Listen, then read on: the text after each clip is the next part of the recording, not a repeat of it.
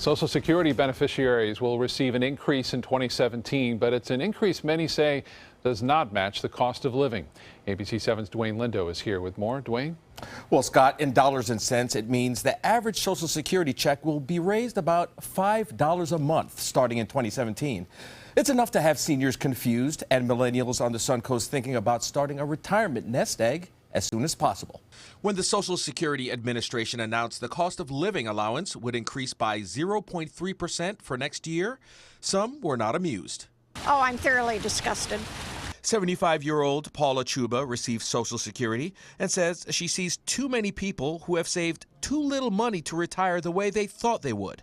And for her, it only pays a fraction of her expenses. If I didn't have a pension, I'd be working. I'd be trying to find a job. Government benefits consultant Jerry Zivick says it may be frustrating for retirees, adding the cost of living adjustments are based on the increases in the consumer price index. So as inflation would go up, the increase would go up, and there's all these different factors. But what's interesting is the portion of the consumer price index that Social Security uses today really only covers about a third of the people. To make matters worse, many beneficiaries must deal with higher medical premiums. A senior's biggest problem is the cost of health care, and the cost of health care is just going up exponentially every year.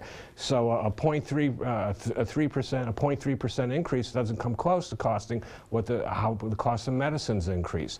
The conversation leaves 29-year-old Vanessa Little concerned. She's under the realization that she may never receive a Social Security check in the future. Possibly by the time I get older, I'm going to have to work longer or possibly not be able to have a livable wage to our Social Security to live off of. It's a pivotal issue for Little and many millennials on the Suncoast, having an understanding that the obvious answer is starting early to prepare for retirement. Said I'd want to make my own retirement, fund, a savings account, to just to have that to be safe, because you never know what's going to happen. When you're looking for a job nowadays, you need to look for a job that has a 401k.